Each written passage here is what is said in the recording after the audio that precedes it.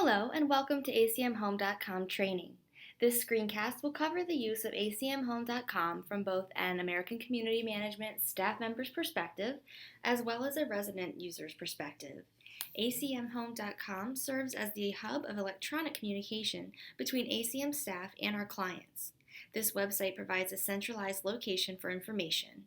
It allows residents to view their accounts, make payments, access news and updates regarding their communities, and locate important documents. As a member of ACM's team, you will be updating community websites and providing basic website guidance to our residents. This training is designed to equip you with the knowledge you'll need to complete daily upkeep and tasks. ACM staff members also use this website for internal purposes. This too will be covered in the training. During the first part of the training, we will view the site from the staff member perspective. In the later half, we'll take a look at the site from the perspective of board members and residents. First, open your website browser and type www.acmhome.com into the search bar and click Enter. This will bring you to acmhome.com's landing page. At the top, you will see a section for special announcements. Here we have the resident login area, registration, acmhome.com user manuals, the welcome section, our client satisfaction survey link, ACM updates area, and our direct debit form. Residents without an existing ACM Home account will need to click here to register. They'll be directed to a form to fill out and takes 1 to 2 business days for this to be verified and approved. Once they fill out the fields, they'll then click here to view our terms and conditions and click Register. Let's dive in by logging into your user account. As a member of ACM staff, your acmhome.com account will be provided to you upon starting with the company. Enter your user ID and password and click Login. The website directs you to the Home tab, which contains the resident login, the main menu, My Community website link, and the other sections that we saw on the landing page. In the resident login section, you're able to edit your user profile by clicking the Edit Profile hyperlink. After you make any changes within this section, select Update Profile Changes, and you can go back. Any changes made within that section are not entered into SNERTHCO and need to be done manually. We'll learn about that in a different training. The main menu is mainly used by residents. As a staff member, your acmhome.com account is not synced directly to a SNERTHCO homeowner account, as a homeowner's would be, unless you live in a community managed by ACM. Therefore, these links do not sync to anything that is in SNERTHCO as they would for a homeowner. We'll go over this in more detail during the later half of the training. The My Community website contains links to your community. If and when you need your community list updated, contact your supervisor or the webmaster. This area is a shortcut for you to gain access to the communities you serve on a regular basis. You can also access the communities by clicking the Communities tab. This tab contains a link to every community serviced by ACM. This is a great way to access community websites you may not service on a regular basis, like if you are covering for a colleague or are otherwise called upon to assist with a community that is not on your assigned list. The Contact Us tab provides contact information for our offices, including addresses, payment mailing addresses, phone numbers, and the general email address. There's a small form on the screen that allows residents to send an email to the general email box. This is typically used by residents who aren't sure who to contact regarding a question or concern. Be sure to encourage residents to use this for general inquiries only. Time-sensitive emails should not be sent to this address since it is only checked 2 to 3 times per day. The Boardroom tab is available to board members and ACM staff only. Those who do not have board or staff permissions will see this message if they click on the tab.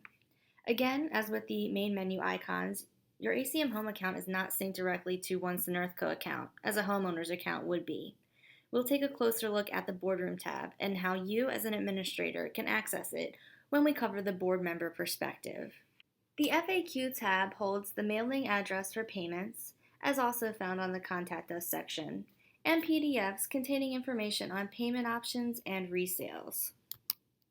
ACM News links out to the ACM blog, which provides information about services and other events going on within our company.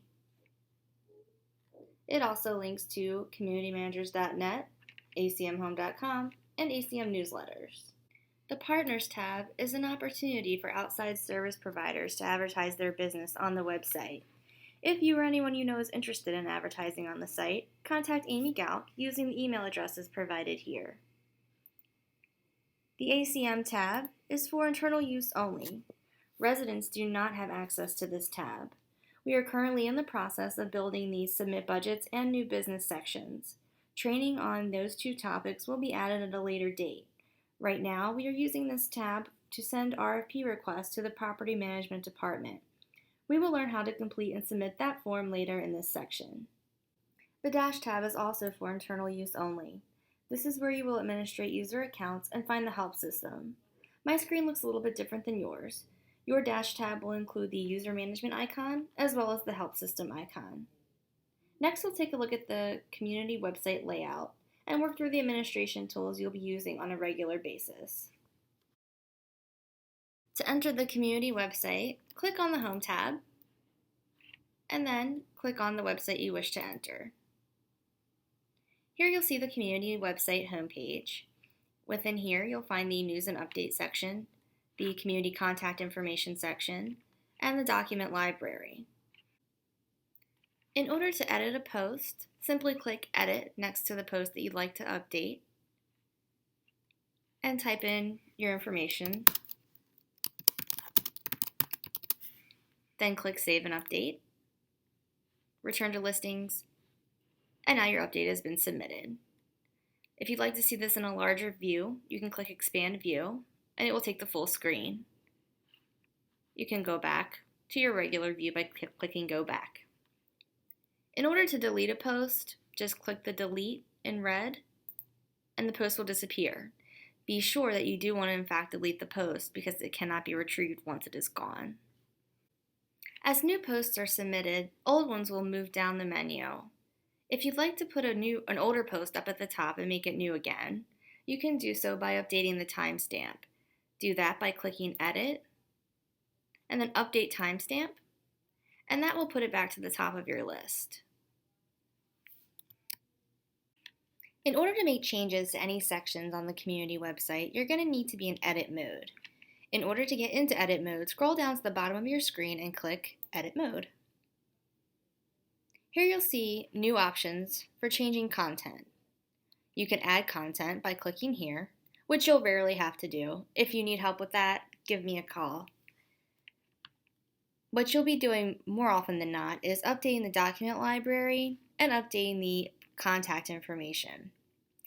As a note, please remember never to click Clear Section. If you click that, it will delete this entire section. Sometimes it's retrievable from the archive section within the website. Sometimes it's not. It's best just not to click on it. In order to edit the section, you would either click on Editor or Manage, depending on the type of section we're looking at. Let's take a look at updating the community contact information. To start, click on Editor. Here you'll see a Content Editor box. This includes the information as typed in the current contact information slot. If we'd like to update maybe the community manager's name and address, email address, we would do so here. So let's change the name from Jane to Jim. We'll update Jane's email address as well. When we do this, we want to make sure that the community manager's or the admin's address is correct and linked to the correct email address. In order to ensure that, highlight the hyperlink and click on the silver link icon at the top. Make sure the URL and the link text matches the name as it's typed in the contact box. Here it has my email address just because it's a test subject. We can change it over to Jim Doe so that it matches.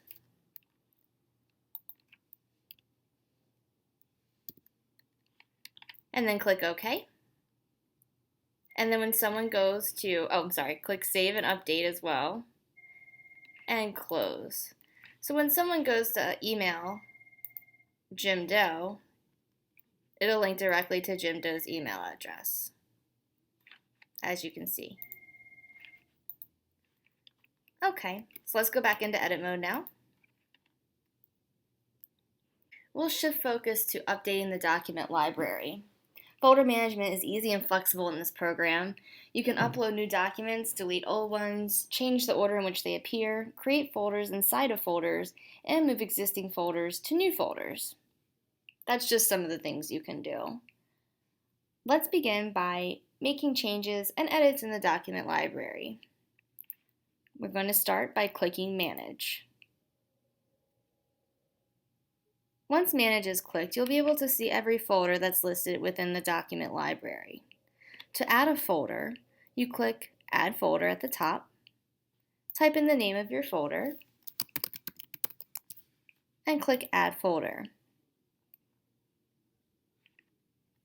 As you can see, Flowers, which we just added, has 0 items in it. If a folder has 0 items, it will not appear on the main menu. So let's take a look at that. Close out, click Refresh, and there's no Flowers folder here. So we've got to put something in it for it to show up. In order to do that, we'll click Manage. We'll go into our folder and we'll add a document. So let's upload some files. To do that, click on Upload Files, Add Files, and then choose the document you'd like to add. Start upload. Once you see the uploads complete, you can close out. So let's refresh again and see if it shows up now. There's our Flowers folder, and inside is the test document. To delete a folder, go back into Manage and select the X next to the folder you wish to delete, and that will remove it from your list. Once you X out and refresh again, you'll find that that folder is no longer there. We can organize our folders by dropping them into subfolders. Let's try that. To do that, click on Manage again. Let's put the Local Government and Education folder inside of the Local Info folder. We'll do that by clicking Edit and then choosing the correct parent folder.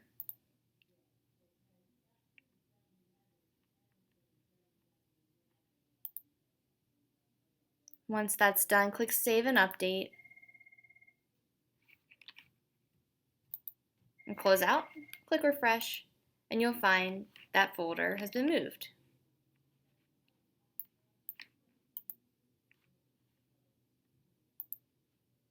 There we go. To upload a document into an existing folder, click on Manage,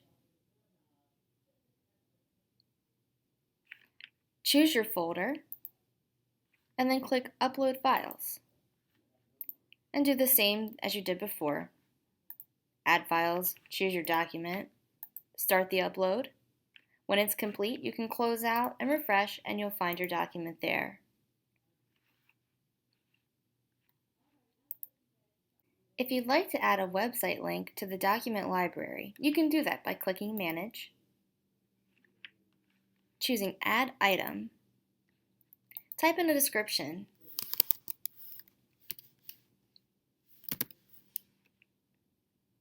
for type, choose Link, and click Save and Update.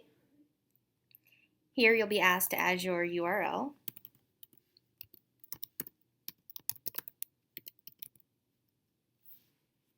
and always choose to open the link in a new window.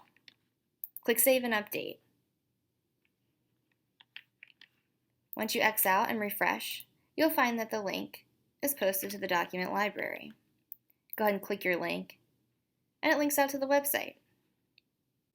If for some reason you find you need to adjust the order of the folders in the document library, you do that by clicking Manage and arrowing them up and down. As you click the arrows, you'll see they move down or up depending upon what you've clicked. That's just for further organizational help. If you'd like to make something invisible but still available on the site, you can do that by clicking on Edit and changing it from visible to hidden. That way, someone who doesn't administrate this site won't be able to see it, but it'll still be there for those who need to use it.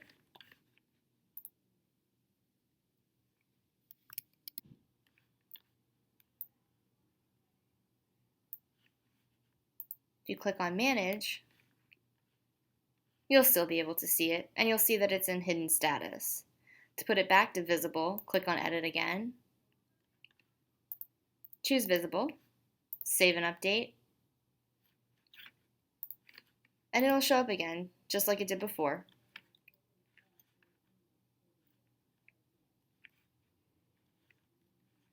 Let's move on to the calendar.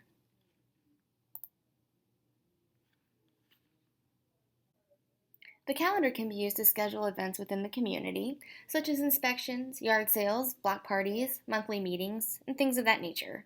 To do that, click on Calendar. Then scroll down and click Edit Mode and Manage. Here you'll see a list of already occurring events. To add a new event, click Add New Event. Anything in red must be filled out, so make sure you fill out those value forms. We'll schedule a block party. The small arrow will take you ahead a year. The big arrow will take you ahead a month. We'll schedule it for March 18th. You can add a summary.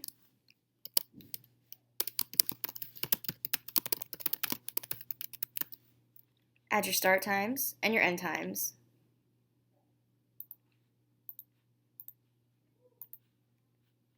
You can add more information like the location name, address. You can add a color in case you have several events going on in one day and you need them to stand out from one another.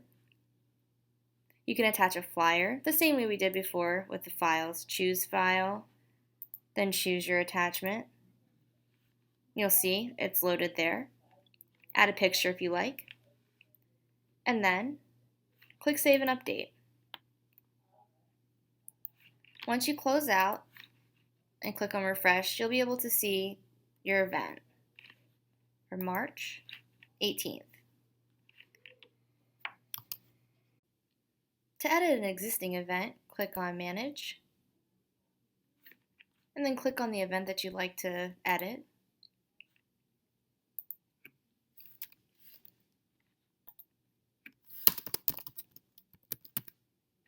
Click Save and Update. And when you close out and refresh, you should see the update that you made.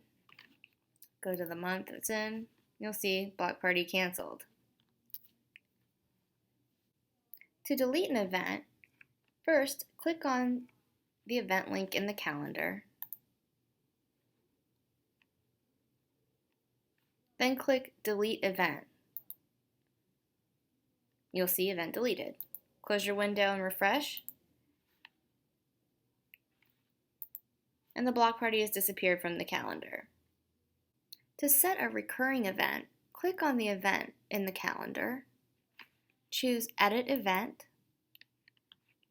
go to Recurring Setup. Choose your frequency, which we have here as monthly. Then you can select your repeat option. I'm going to choose repeat on the third Friday of every month, and I want it to stop after 4 intervals. Then click on Preview Recurring Settings, and you'll see the events for the next 3 months. Click Generate Events. Now you'll see them turn green as created. Once you close out and refresh your screen, you'll see your new events. There's March, there's April, May, June, and it stops in July. You can also view your calendar as a week view, if you prefer, more like an agenda look to it, or a month view. Now, let's try the photo gallery. In the photo gallery, you can place photos of the community. Sometimes they like to have pictures of their pool or their landscape. It's a great place to showcase the community. In order to do that, you can start by managing galleries. Once you click Manage Galleries, you can add a new photo gallery or update an existing gallery. To update an existing, click on Edit, and here you'll see the pictures that are already within the gallery. You can add captions if you like. We'll put this as the North Pool, and this can be the South Pool. Save captions, and preview.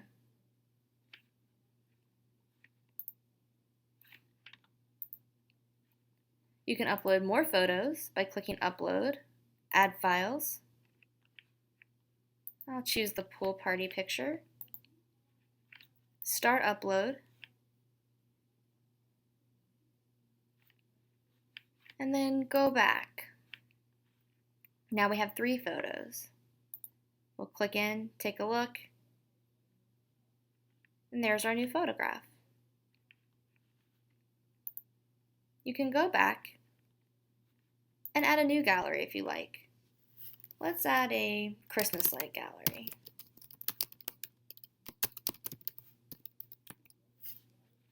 Click Add New, and now we have a new gallery. If we'd like to add a picture, we can click Edit, Upload Photos, Add Files, Christmas Lights, Start Upload. That's completed. Let's go to Add Captions. We can add the Smith House.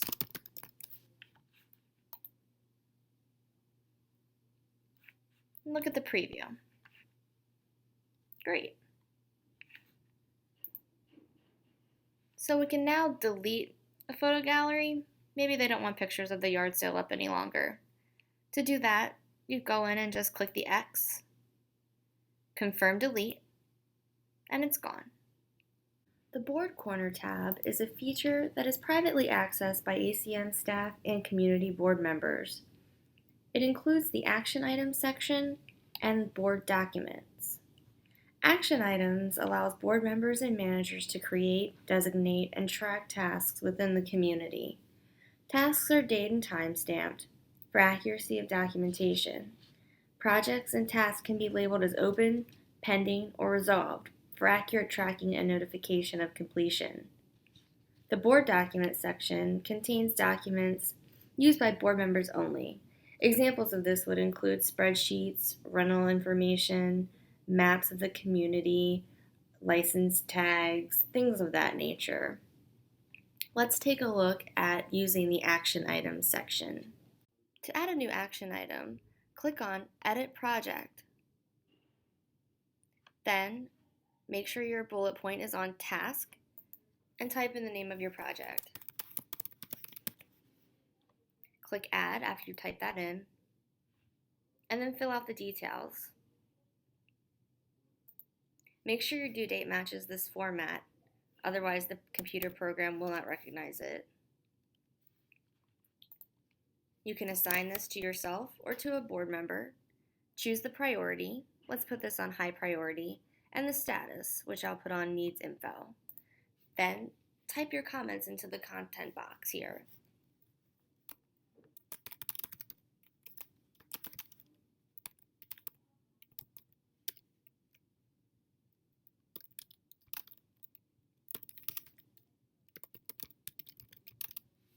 If you have a photograph or a PDF to attach, you may do so by clicking Content Editor and uploading the files, much like we did in prior projects.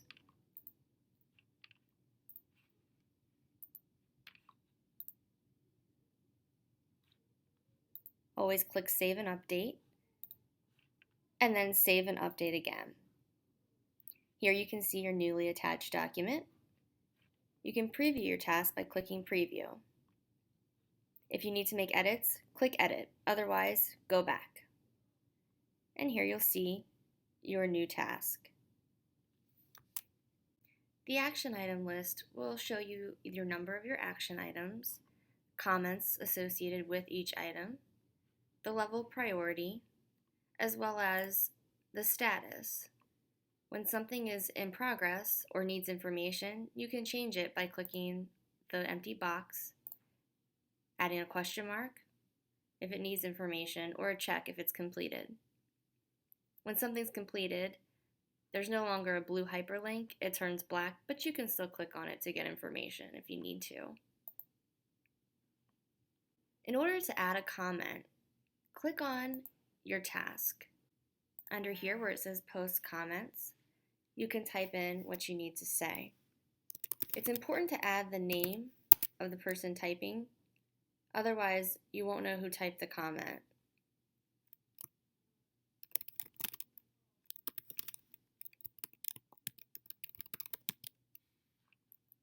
Click Post, and you'll see your comment. A time and date stamp will appear next to each comment posted. If you'd like to delete a comment, click Delete next to it. Board members and fellow staff can also reply to your comments on this page. However, there will be no email alert sent to you when a comment or a post is updated, so you'll need to check back periodically to see if anyone has responded. If you have a large project that you'd like to break down into smaller tasks, you can do that by creating a folder within Action Items. To do that, click on Edit Project, and then choose Folder. Type in the name of your project. Click Add. You can add a date if you'd like. You can assign it as well, or you can leave that blank. Choose your priority and your status. Again, you can type in comments or notes and add pictures if you'd like. Click Save and Update when you're done, and then go back. Now you see your new folder. Now let's add an existing task into our parent folder. To do that, click on Edit that corresponds with your task, and where it says Folder, click the drop-down menu and choose the correct folder. Click Save and Update, and go back. And now you have an item inside of your Grounds Upkeep folder. To delete a task, click on the X that corresponds with the task. It will be moved into the Deleted Items folder. Once it's in this folder, it cannot be removed from the folder. To permanently delete something, click X once it's in the deleted folder. To add a new document or folder to the Board Documents section, click on Edit Mode and choose Manage. As you can see, it looks just like our document library. You can add a new folder, upload files, or add a website link. Let's upload a file by clicking Upload Files, choose Add Files, select the file you'd like to upload, and click Choose, and then Start Upload. Once that's complete, you can close out. Choose Refresh, and you'll see your new document.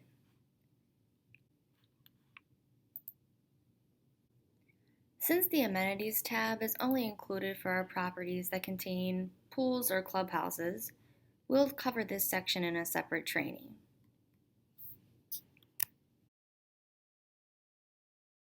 Let's move on to the ACM tab. This tab is accessible to staff members only. Right now, the only functional icon is the RFP request. This is usually filled out by community managers when they need assistance from property management in bidding out contract work. To enter, click the icon. If you need to create a new submission for the property management department to receive, click on Create New Submission. Then enter a description below.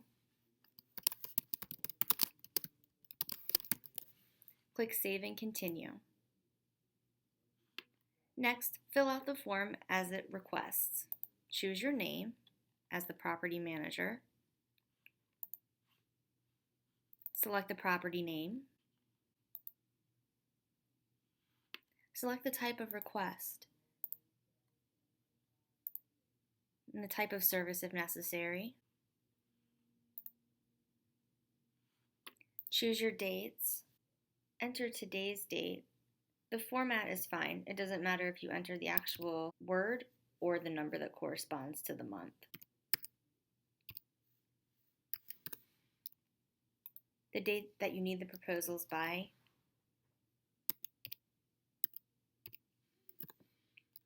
And describe your project briefly here. If your text is too long in this box, the website won't accept the request, so try to keep it as brief as you can.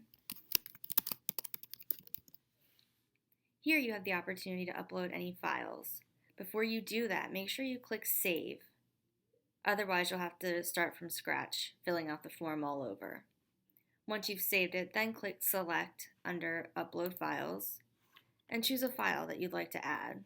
You can add a picture, any PDF or JPEG is fine. Let's add our test document. And as you can see, you have the opportunity to add more than one. If you'd like to delete them, you can do them one at a time, or if you need to delete several at once, click Clear All. Once you finish, click Go Back, and your form is ready for submission. Click Next Section. Here you'll see a brief rundown of the form that you just completed, along with your uploaded files. If everything looks good, click Submit Information. Once you click that, your request is automatically sent to the Property Management Department. Every email listed here will receive that request. Be sure to follow up with Property Management if you don't hear from them within 1 to 2 business days after submitting this form. To go out, click Go Back. And you'll see that your request is listed here on the main menu page. Next, let's take a look at the Dash tab. This tab contains the user management icon as well as the help system. The help system contains a list of information for you to look at in case you have questions regarding how to navigate this system and what different icons mean. The user management system is something that you'll use much more frequently. To access user management, click the icon. Here, you can type in the name of the resident whose account you're looking for. You can choose their email address if you know it, which is faster, or you can type in their last name if necessary. Click Enter, and the user's name will appear under the name field. You'll also see their email address, as well as a phone number if they've chosen to supply us with that. Click Edit, and you'll be able to see their account information. You'll see which group memberships they're mapped to, as well as their board or manager access. No one should ever have manager or staff access. Everyone who is a resident will either be mapped as a board member or as nothing.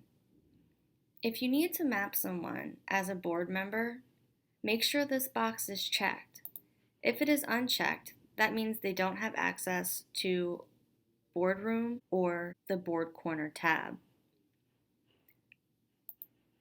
Check the box and click Save Changes.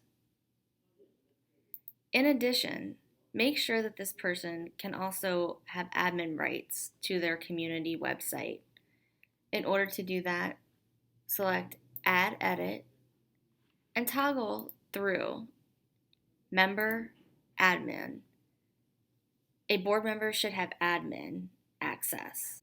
If you need to add a community, you can do that in the same area here. Click the drop-down box and select the new community to add to this person's account. Click Add New. If they're a board member in one community but not in the other, they can be member in one and admin in the other. If they sell a property that they own in another community, you can click Delete and remove that community from their mapping. If you receive a call or an email from a resident stating that they've forgotten their password or can't sign in for some reason, you can send them their sign-on information. To do that, you would go into the user management icon and click Send Info. Once you click Send Info, you'll see the email address that this will be sent to. Please have them verify the correct email address. If it does not match, you will need to have them request a change of email. If it does match, you can click here and it will automatically send their user ID and password to their email account. To go back, click Go Back. If someone calls and says they're having trouble viewing something on their web page, you can log in as that user to see what they're seeing. That way you can tell whether it's isolated to their computer or if it's a system-wide issue. To do that, click Login next to their name, and here you'll see the page as they can see it. Now that we're logged in as a board member, let's take this opportunity to tour this site from the perspective of a board member.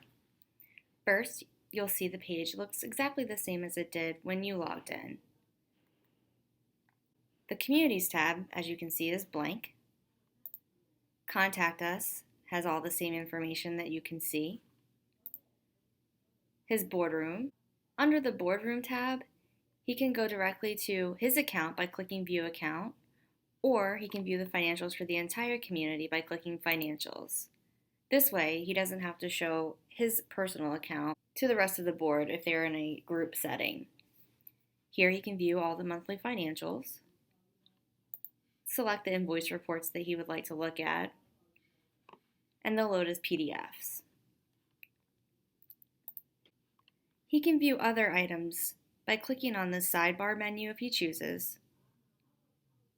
He can view the contracts for the community, property information, policies, governing documents. He can also view the maintenance requests,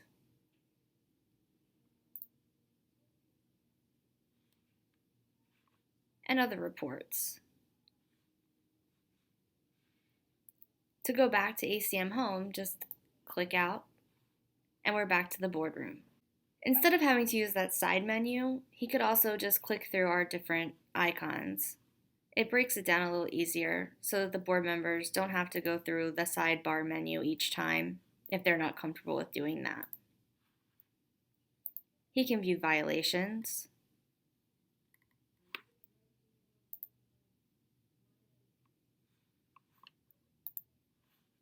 architectural requests, maintenance requests, as well as the resource library. This section is the same across the board. Each boardroom contains the exact same resource library. The FAQ tab remains the same. ACM News is also available, as well as the Partners tab. However, ACM is restricted to ACM managers and staff only, as is the Dash tab, where they'll receive a security access error. Let's go back to the home page. When this member goes to his main menu, this is where he can view his personal information, such as his account, which links out to SNRTHCO, just like it did in the boardroom. This is where he can see his balance sheet. Again, he can view other reports and information from this side menu should he choose to. The icons serve as a shortcut. Here is where board members and regular residents would select an email change should their email change in the system. They'll need to fill out this quick form and submit the request. The registration team will then update their email address in both ACM Home and in SNRTHCO. If the email address does not match in both ACM Home and SNRTHCO, the two programs cannot talk to each other and the accounts will not sync. If someone decides they don't want to receive email from ACM, they would click Email Opt-out. They would type in their community name and then check this box stating they understand that they will no longer receive any correspondence via email, and click Submit Form. The Pay Fees button links out to Union Bank's website. Through this site, the user can pay their fees either by credit card or using e-checks.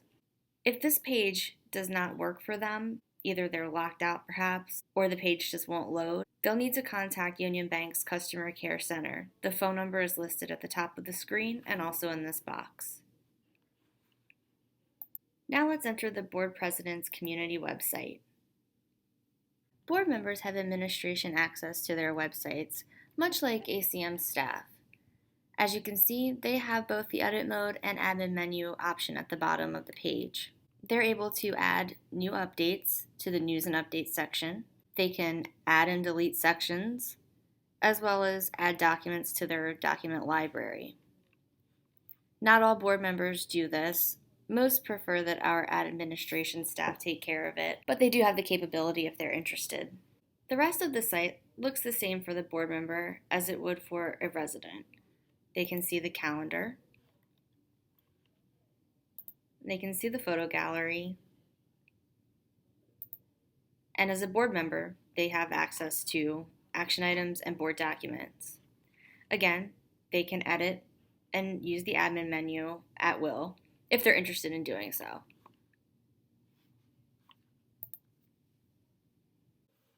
The user can then log out by clicking Return, which takes them back to their main page, and click Log Out.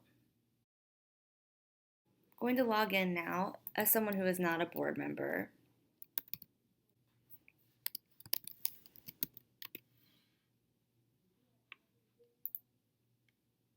As you can see, this person is not mapped as a board member. Let's log in as this user. The main difference between the board member access and the non-board member access is the fact that they do not have the editing capabilities that the board member does. As you can see, there is no edit mode or admin mode there. Also, their boardroom tab is restricted. When they enter their community website, there's no board corner tab. Another difference is that they don't have the edit and delete options in the news and updates. They can only view the posts and click the links. Otherwise, it's identical.